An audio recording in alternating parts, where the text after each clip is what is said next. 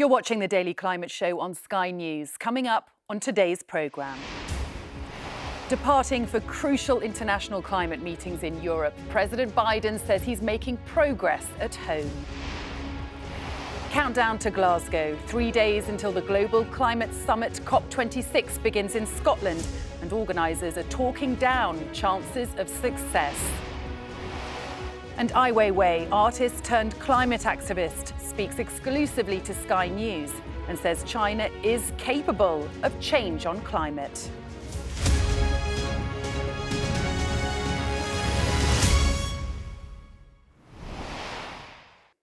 Hello and welcome to the UK's only daily climate news show, where we track the changes happening to our world right now and challenge those coming up with the solutions. Now, in the last few moments, President Biden has left Washington for Europe and crucial international meetings on climate. First, the G20 in Italy, then next stop on to Glasgow for him for COP26. Before leaving, the president has been in talks on Capitol Hill to try and get his infrastructure plans through Congress, critical to his administration's action on climate. He called the proposed spending the most significant investment that's ever been made by a developed nation. Over 1 billion metric tons of emission reductions, at least 10 times bigger on climate than any bill that has ever passed before, and enough to position us for a 50 to 52% emission reductions by the year 2030. And we'll do it in ways that grow the domestic industries, create good-paying union jobs, address long-standing environmental injustices as well. Well, our US correspondent Mark Stone is in Washington to put all this into context for us. Hello to you, Mark. What does this mean in terms of America's spending on climate measures, and how does it leave the US leadership going into Glasgow?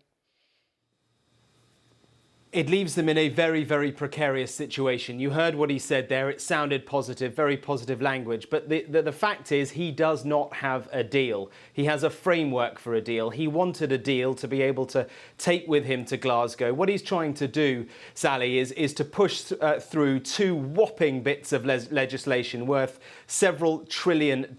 And people on his own side, Democrats, are worried about the amount of money he is spending, and they're worried specifically about some of the climate provisions within that legislation. Joe Manchin is a Democrat senator from West Virginia, where coal is a massive industry. He, for one, is very wary about any idea of cutting and shutting down coal plants. So what we are left with is Joe Biden going to Glasgow and going to Rome before that without a deal. Now, the United States reputation rests on Joe Biden being able to go to Glasgow and saying, look, this is what we're doing. The rest of the world needs to follow through. We've already seen that China, when Joe Biden's envoy, John Kerry, says to China, you need to do more for climate change, China falls back and says, well, look, the last president, Donald Trump, pulled out of the Paris climate talks. How do we know that the Americans won't do that again in another election in 4 years' time? So I have to say, right now, you say it's looking pessimistic for Glasgow on your side of the Atlantic. It is here too. We have a framework of a deal, but it is already a deal that's been watered down. Also happening in Washington today, Mark, a congressional hearing with big oil and gas companies about what they've known about the damage they've been doing to the planet and for how long. What have you heard? Yeah, this is being described by Democrats who called this hearing as some sort of a tobacco moment for the oil industry. I don't think it is that. We've seen the key leaders of the big oil giants testifying on Capitol Hill, being asked whether they knew about the damage fossil fuels have been doing for years and years. No surprise, the answer is they say they have covered up nothing. We do not spread disinformation regarding climate change, so says ExxonMobil's chief executive. This is an ongoing hearing. It is a moment that they're testifying under oath, but I don't think we should expect any massive surprises. Very interesting indeed. Mark Stone, thank you very much indeed for talking us through all that. Now, it's just 3 days until Joe Biden and most of the rest of the world's leaders arrive in Glasgow for COP26, the global conference being held to pursue solutions to the climate crisis. The key to these meetings is to find a way to bring down emissions and keep global warming under control. The The UK, as hosts, are under pressure to bring everyone to the table. And now the world's biggest emitter, China, has submitted its latest plans. Let's speak now to our climate change correspondent, Hannah Thomas-Peter. Hannah, will China's new plan make a difference? Well, on paper, not necessarily an obvious one, but if you read it carefully, the language has been tweaked in an important way. Its original target said that the nation, which is the world's largest polluter right now, would get to peak carbon emissions around 2030 and make efforts for that to be sooner or earlier. But its new plan, submitted on the eve of COP, says that peak carbon emissions are going to happen before 2030. Now, we've heard that language being used publicly. Just days from the COP26 UN Climate Summit in Glasgow, we meet the event's president, Alok Sharma, in Downing Street. There's a long shopping list of problems that need to be sorted out. China needs to commit to more. There needs to be an agreement on phasing out coal. It looks like COP26 is in real trouble. Look, you're absolutely right. I mean, this is going to be difficult. This is going to be a big, big challenge. This is getting almost 200 countries to reach consensus on some of these difficult issues that have been outstanding for 6 years now. It is in the balance. Adding to the strain, the UN has just issued a dire warning that the world is way off track in limiting temperature rises to a safe threshold. The United Nations Secretary General said that the issue was a leadership gap. Is it a problem with your leadership? My job as COP26 president is effectively to act as shepherd-in-chief. But ultimately, this does come down to world leaders delivering on their commitments. I can't force any one country to do anything. That definitely applies to China. It has already committed to peak emissions by 2030 and net zero by 2060. But global targets will be missed if the world's largest polluter isn't more ambitious. It is China that matters, though, above all. Do you accept that?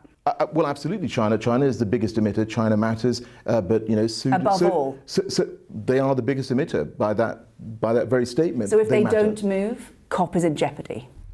Just about all the G20, 17 out of the 20 have said that they're going to go to net zero by the middle of the century. That is a move, but of course that's not enough. What keeps me up at night is just thinking about the complexity of this, and what we want is for us to win, for the world to collectively win, so that we can say to our generation, but also to future generations, that we delivered when it mattered. That's the ambition. Geopolitics may get in the way. In a few days' time, we'll find out.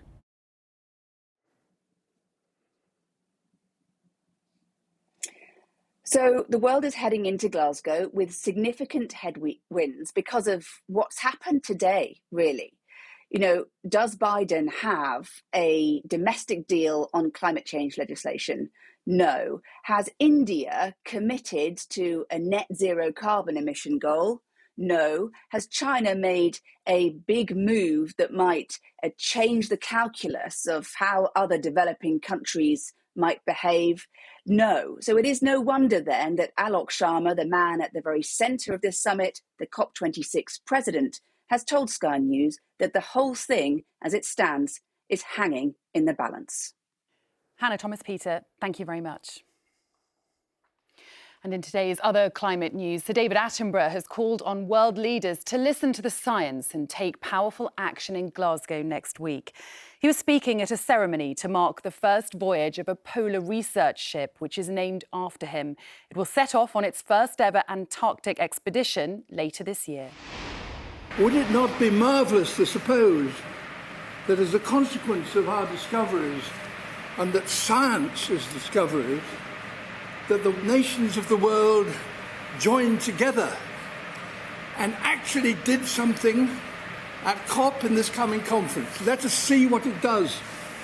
But I hope and pray that, my goodness, it takes action, that the nations of the world, in the light of the scientific discoveries that this ship will undoubtedly be making, that nations got together and listened to the science of what has to be done if the world is not to be overcome by catastrophe.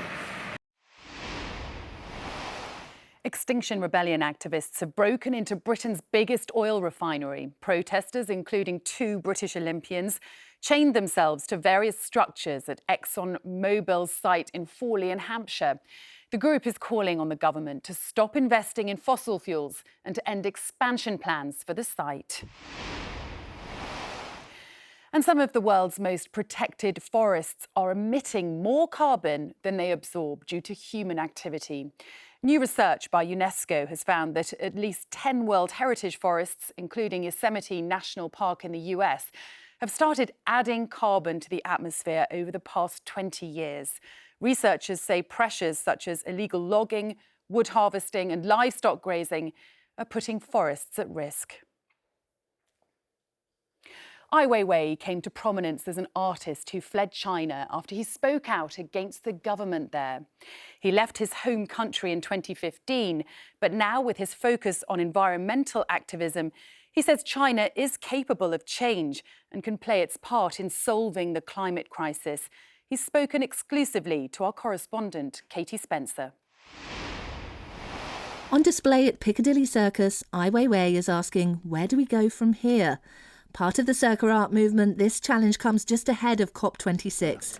As known for his political activism as his art, now he's speaking out on climate change. We always point the finger to others.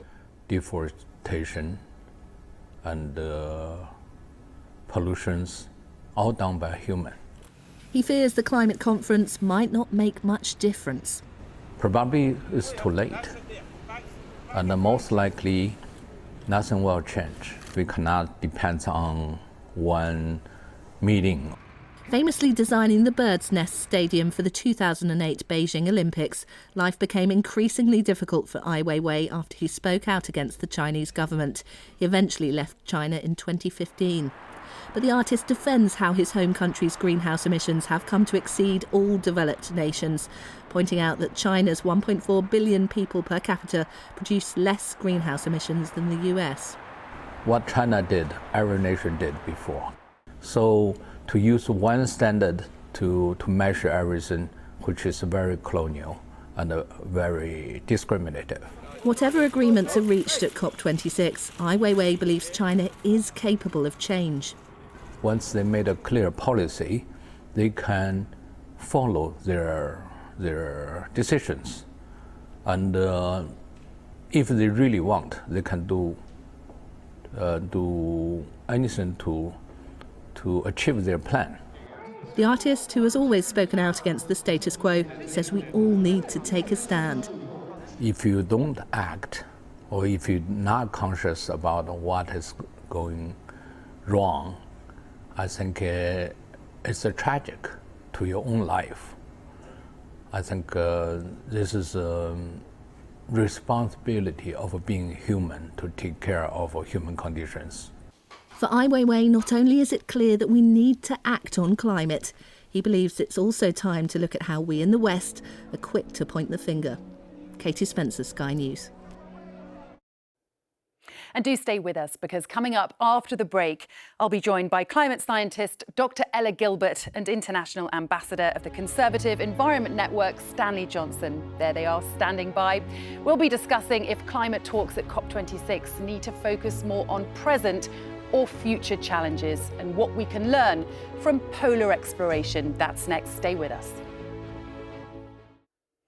Hello and welcome back to the Daily Climate Show here on Sky News. And we're getting straight to discussing the climate issues of the day with climate scientist Dr. Ella Gilbert and International Ambassador of the Conservative Environment Network, Stanley Johnson. A very warm welcome to you both. Now, just days before the summit, there are growing concerns about the outcome of COP26. But the climate crisis is already here and there's no time to lose. So do leaders need to switch their focus to what's happening now rather than what might happen? Should COP26 focus on present problems or future challenges? Stanley Johnson, to you first. The Prime Minister himself said recently that they may not reach the agreements they need. It's touch and go. It's very difficult. What solutions, in your opinion, should leaders be focusing on at COP? Well, I think they've got to go for an agreement on the track we're on. We have to get the world back, bend the curve back so that 2 degrees, even 1.5 degrees is reasonable. But the other thing is to celebrate. I'm an optimist today. Very good news that China has said we're going to advance the date, or do our best to advance the date of peaking. That is something. I'm not one of these China knockers. They have made a huge effort.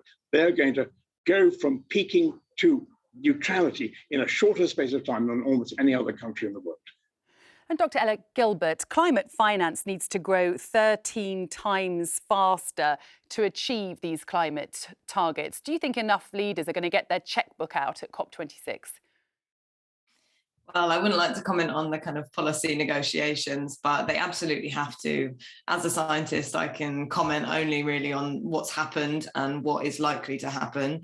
And the truth of the matter is that we're already seeing huge impacts of climate change. We're already seeing devastating impacts all over the world. And those impacts are likely to get much worse if we do not do anything. And that means world leaders putting their money where their mouth is and actually implementing those mitigating climate action proposals. So they absolutely have to, in my mind. And Stanley Johnson, just to you, how concerning is it to you that some of the biggest polluters either aren't going or haven't yet confirmed their attendance? Do you think this is just a sign that perhaps it won't be taken seriously enough? No, I think we've got a very good show for us in Glasgow. I think we are going to get a good result. And the point you're just making about adaptation, money for the developing countries, is perfectly crucial. Well said, Ella, because actually those countries, Africa, whatever, they didn't create the problem, and yet they are going to suffer the impact. So money for adaptation, crucial. Right, let's move on to our next issue of the day. You may be familiar with the polar exploration vessel that was almost named Boaty McBoatface. Well, it's now called the RRS Sir David Attenborough, and it made its debut today in London. But what is it that we can learn about the climate crisis from polar exploration? To Dr. Ella Gilbert first. We know ice caps are melting, we know sea levels are rising. Is polar exploration still relevant?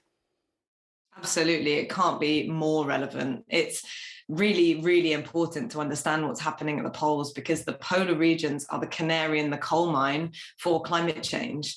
As you mentioned, the ice caps are melting. That has impacts all over the world in terms of sea level rise. And if we can understand what's happening now in the polar regions, we can understand what happened in the past, then we can better predict the future. And that, of course, helps us to understand how best to adapt and also what we need to do to mitigate the worst impacts of climate change. And Stanley Johnson, Arctic sea ice has almost halved since 1980. It's losing an area the equivalent of half the size of England every year. Now, if the world does manage to stick to that 1.5 degree target, will that be enough? Look, I want to say this story brings back most happy memories for me. I spent 6 weeks in 1984 going round with, indeed, the David Attenborough's precursor. It was called the John Biscoe, with the British Antarctic Survey. And I wrote a book called Antarctica, The Last Great Wilderness. And that then was talking about the loss of ice in the polar regions, the Antarctic and the Arctic. And yes, we have to go. 1.5 will perhaps enable us to keep a lot of the polar ice. But by no means all. Those polar bears, you see them in Svalbard, they are trapped there. They are trapped. There are 3,000 polar bears who can't get onto the ice. This is a tragedy. And Dr. Gilbert, we know the Arctic is often regarded as the ground zero of climate change. It's heating more than 3 times more quickly than anywhere else on the planet. Is it now a case of just saving what we can? I think it's never too late to take meaningful action, and absolutely every single ton of CO2 matters when it comes to climate change. Absolutely every single 1/10 of a degree matters when it comes to sea ice loss or Arctic change or the loss of ice in ice sheets and glaciers, because all of those 1/10 of degrees translates into millimeters or even meters of sea level rise. So every single action that we take now matters, and that means every single one of us, but also every single nation, and doing absolutely everything we can. We need to throw everything in the kitchen sink at this problem. And just briefly, Stanley, before we let you go, how much can we learn from wildlife? We can learn enormously. Wildlife is a crucial part of this, and one good thing, that's what I want to say, one good thing is the world leaders are going to adopt a state of nature declaration of save the the forests, save the land use, is absolutely important, because nature, the protection of nature, is a crucial part of this. 30% of everything we do will need to be done through the protection of wildlife and land use. And I very much hope that Mr. Bolsonaro, President Bolsonaro, really says the crucial thing is, amongst other things, to save Stanley the Johnson, Amazon. Dr. Ella Gilbert, we have to leave it there. Thank you very much indeed. We'll see you next time.